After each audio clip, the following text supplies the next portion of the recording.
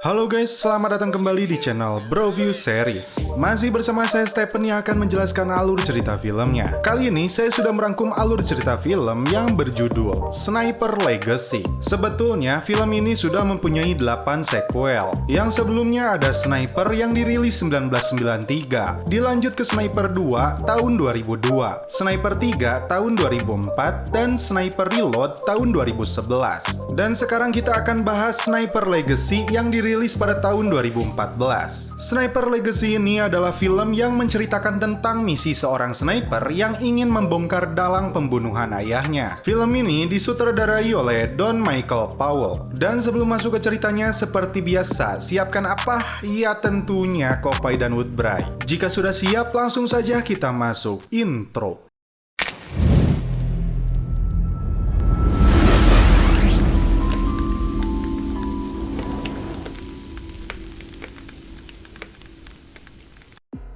Di awal film, kita melihat seseorang yang sedang membuat sebuah peluru khusus. Kemudian, seorang pria tua bernama Stephen sedang masuk ke sebuah gedung. Lalu, dia naik ke atap gedung tersebut dan bertemu dengan seseorang yang bernama Simpson. Simpson diketahui sudah lama tidak berjumpa dengan Stephen, karena dia baru saja sembuh dari luka parahnya. Di sisi gedung lain, kita melihat sebuah senjata sniper yang sedang mengarah kepada mereka. Simpson saat ini bertugas melatih tentara bayaran sebagai penembak jitu. Terungkap, Stephen dulunya adalah seorang marinir angkatan darat. Simpson kemudian mengeluarkan HP-nya dan mengatakan putrinya menghubunginya. Dia merasa sakit hati karena merasa telah dibuang di Sentinel oleh Stephen. Dan Stephen berdalih dia diperintah kolonel untuk melakukan aksi sapu bersih. Melalui HP-nya, ini yang dilakukan oleh Simpson.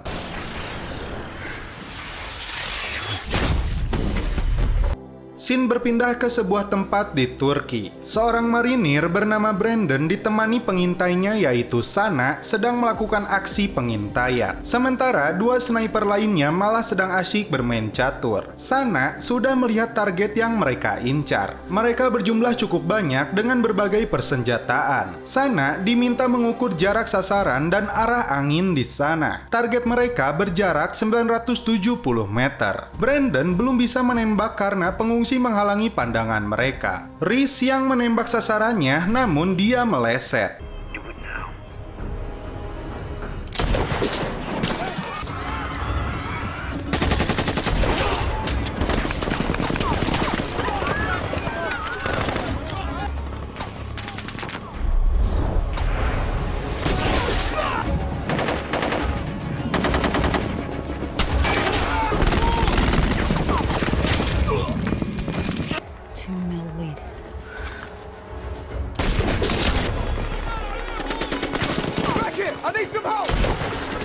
Guys on foot. 800 meters. Bahkan ketika musuh dinyatakan sudah habis, namun ternyata ada satu orang lagi yang mendekati Rhys dan hampir menembaknya. Untungnya Brandon melakukan tembakan terakhir dan berhasil menyelamatkannya.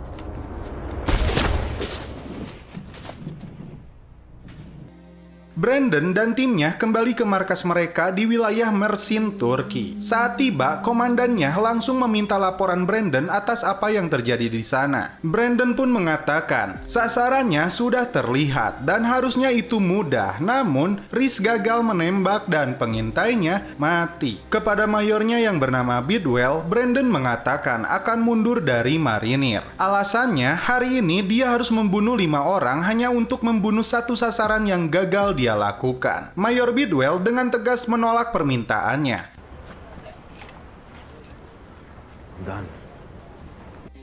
Dan dia harus menyadari profesi ini sudah ada dalam darahnya. Sebuah foto seorang marinir yang menjadi legenda sniper terlihat, dan status keberadaannya saat ini tidak diketahui. Dan dia adalah ayahnya Brandon, Santorini Green Island. Mayor Bidwell menemui kolonel. Kolonel mengatakan anak buahnya yang bernama Stephen tewas terbunuh di Berlin 2 hari yang lalu. Dan bukan hanya dia saja, namun juga Hopkins di Florida dan Carswell di London. Tembakan Tembakan berasal dari jarak 1.500 meter dengan kaliber peluru yang cukup besar. Bahkan pelurunya dia buat sendiri dengan spin driftnya yang disesuaikan hitungannya. Awalnya, Mayor menyangka bahwa kolonel telah menuduhnya karena dia salah satu penembak yang bisa melakukan itu. Mayor Bidwell menduga pelakunya adalah Simpson, marinir yang baru saja kembali dari Afghanistan beberapa bulan yang lalu. Dia merasa dendam karena telah dibuang di sana dengan pekerjaan kotor yang sudah terlalu lama dia lakukan. Dan kolonel akan menjadi target kelimanya. Karena tadi malam ada pembunuhan yang keempat, yaitu Thomas Beckett, ayah dari Brandon Beckett. Mayor berencana mencari Simpson dan menembak mati dia. Lalu di sebuah tempat hiburan, Brandon dan timnya terlihat sedang santuy di sana. Sana yang sudah mendengar permintaan Brandon kepada atasannya untuk ditransfer, membuat Sana sedikit kesal karena Brandon belum memberitahunya. Terungkap kenapa Brandon mau menjadi penembak jitu, karena saat dia bertugas di Republik Kongo, seorang penembak jitu hampir saja membunuhnya. Tiba-tiba Mayor memanggil Reese yang membuatnya menyalahkan Brandon dan mengajaknya berkelahi.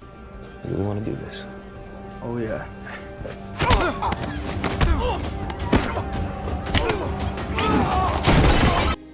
Sana menceritakan kisahnya. Dia adalah seorang anak wali kota di Lebanon. Ayahnya tewas oleh polisi yang dibayar untuk menjaganya. Pagi hari, Brandon dipanggil Mayor Bidwell. Dia memberi kabar mengejutkan bahwa ayahnya telah tewas ditembak oleh seorang sniper mantan marinir Amerika. Mayor akan membuat tim kecil untuk memburunya. Kolonel tidak mengizinkan dia untuk ikut bergabung. Dan dia tidak berharap Brandon untuk menyusup keluar dari pangkalan dan menyelesaikan ini secara personal, dan itu adalah sebuah kode darinya. Mayor Bidwell dan timnya akan melakukan sebuah misi di Suriah, sedangkan Brandon menyusup keluar dari pangkalan militer dan bertemu dengan seorang pria tua di pelabuhan. Brandon menumpang kapalnya untuk memburu pelaku pembunuhan ayahnya. Tim dari Mayor sampai di Suriah. Bidwell kembali dipanggil Bullet Face olehnya. Sana mendapat rekan baru yang bernama Eddie. Mereka mendapat tugas untuk menjaga Mayor Sophie yang menjadi target selanjutnya Simpson. Ini terkait dengan misi mereka di Sentinel Afghanistan tahun 2004. Brandon terlihat sudah sampai di Suriah, sedangkan tim yang dipimpin oleh Mayor Sophie bertugas untuk mencegat kelompok teroris yang membawa 380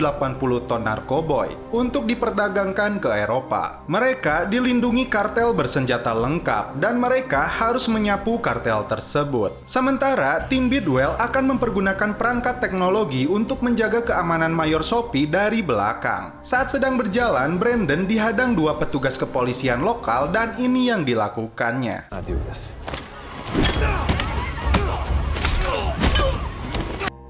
Sana bertanya kepada komandannya kenapa dia dipanggil Bullet Face. Terungkap, Mayor mempunyai 74 orang anak buahnya yang terbunuh dan 67 diantaranya tertembak di wajahnya. Di tempat ini, Mayor dan timnya akan melakukan pengintaian untuk misi mereka. Kita lihat pimpinan teroris yang sebelumnya gagal dihabisi oleh Brandon. Sementara itu, Brandon seorang diri sampai di sebuah gedung tinggi yang tidak berpenghuni. Tim sudah berada pada posisinya. Begitupun Brandon sudah mempersiapkan senapannya. Tak lama, kelompok teroris sampai di kota ini. Bidwell meminta Sana mengawasi gedung sekitar untuk mencari keberadaan Simpson. Kolonel menghubungi Bidwell untuk segera menyelesaikan masalah ini dan jangan sampai ada marinir yang terbunuh lagi. Terlihat sebuah truk yang kedua membawa kelompok teroris muncul kembali di tempat ini. Tim darat dari pasukan Sophie telah bersiap juga untuk menghabisi kelompok ini. Brandon di luar tugas resminya berusaha mencari sosok Simpson di sana. Tiba-tiba, teroris mengetahui keberadaan tim marinir ini. Hingga akhirnya kontak senjata antara kedua pihak dimulai.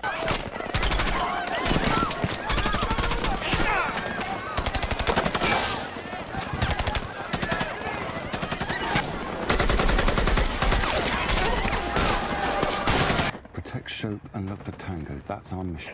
Keep your head down on that scope.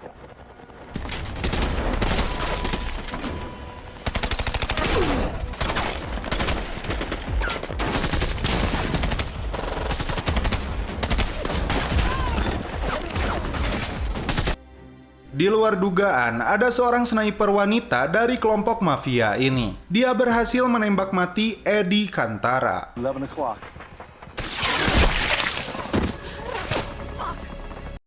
Dan inilah tembakan gokil dari Mayor Bidwell.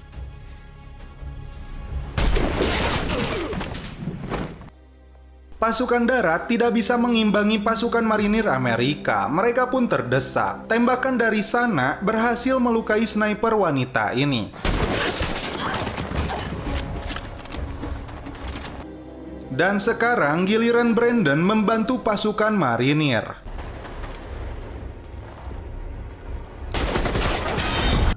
That wasn't me. Ran.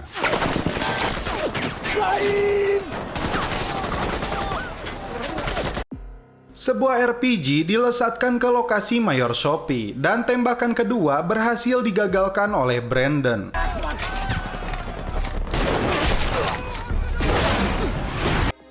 Marinir Amerika berhasil menguasai keadaan. Di malam harinya, mereka mengira sudah aman. Mayor Bidwell berkumpul dengan Sana dan Mayor Sophie. Namun tiba-tiba seseorang menembak Mayor ini. Brandon berusaha mencari lokasinya, dan inilah sosok Simpson. Mereka berdua terlibat adu tembakan. Jarak tembak dan arah angin membuat tembakan Brandon beberapa kali meleset.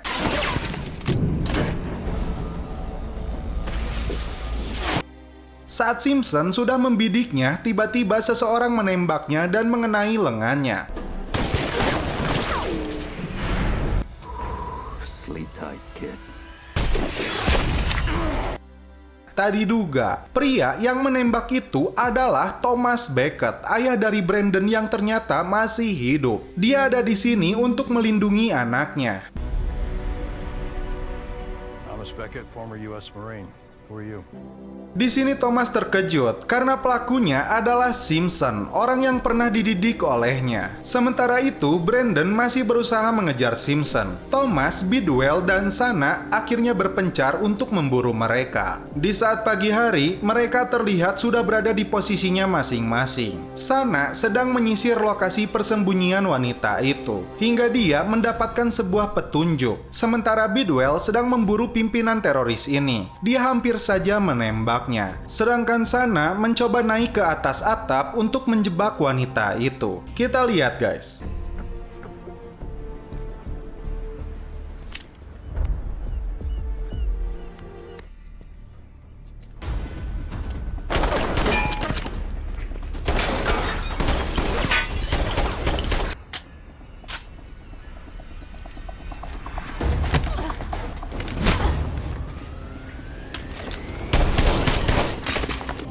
Sedangkan Bidwell berhasil menangkap sang teroris.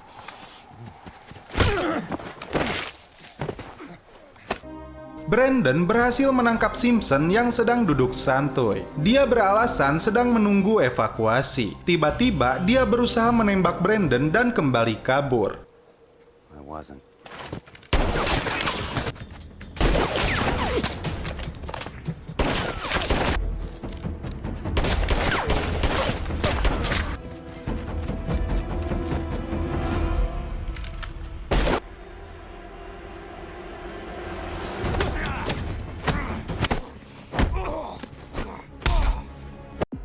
Brandon berhasil ditodong oleh Simpson. Dia mengatakan ayahnya masih hidup dan sedang berada di sini. Brandon disuruh menyampaikan pesan kepada mereka bahwa dia akan memburu mayor dan kolonelnya. Sementara Bidwell ditugaskan untuk menghabisi kelompok yang mungkin saja datang mengincarnya. Ketika Brandon sadar ayahnya sampai di sana, He's gone. Hello, son. saat melanjutkan perjalanan mereka bertemu Sana.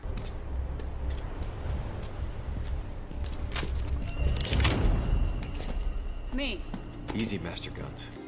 Sana menyarankan Brandon untuk berbicara dengan ayahnya. Selama ini, Brandon merasa tidak mengenali ayahnya sendiri yang terlalu sibuk dengan hidupnya sendiri sebagai seorang sniper. Bidwell yang datang mengatakan, Simpson kemungkinan besar memburu kolonel yang sedang berada di Yunani. Tak lama, Rhys yang sedang kesal kepada Brandon datang membawa truk. Dalam cerita Thomas, Simpson menjadi gila. Saat tahun baru, dia membantai orang dengan pistolnya dan berlari ke hutan nasional tanpa makan makan dan minum. Saat mereka mengejarnya, dia naik ke pegunungan salju dan duduk santuy hingga mereka menangkapnya. Di kapal, Thomas memberikan senjatanya kepada Brandon. Mereka sampai di Santorini Island tempat kolonel berada. Tim para sniper ini menempati posisinya untuk menghadang aksi yang akan dilakukan oleh Simpson. Sementara itu, Thomas menghubungi kolonel dan meminta bertemu dengannya.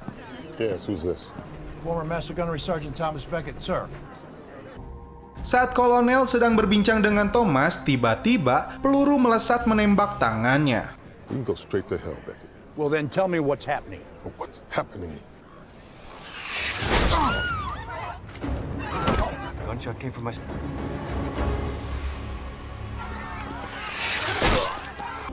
Bidwell tidak berhasil menembak Simpson karena jaraknya yang terlalu jauh, yaitu 2.600 meter. Tim menemukan lokasinya dan berusaha untuk menyergapnya. Reese yang lebih dekat dengan lokasinya harus tewas terbunuh oleh Simpson.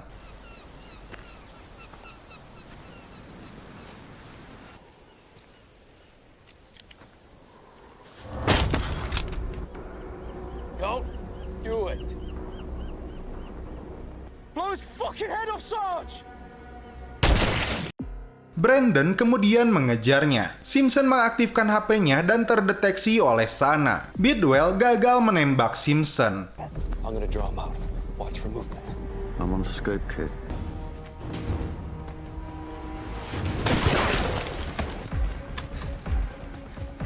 Any reading on that frequency yet, mate? Isn't this fun?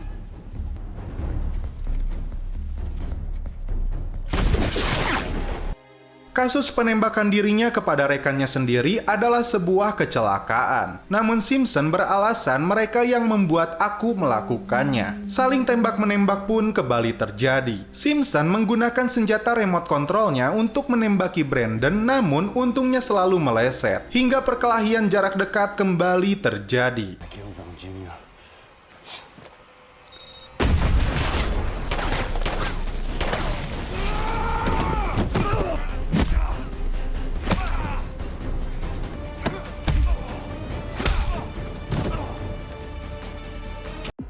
Simpson berhasil menodong kembali Brandon, hingga Thomas berhasil menembak dengan senjatanya sendiri.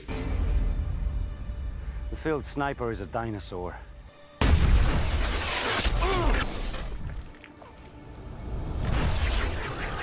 Fucking Beckett.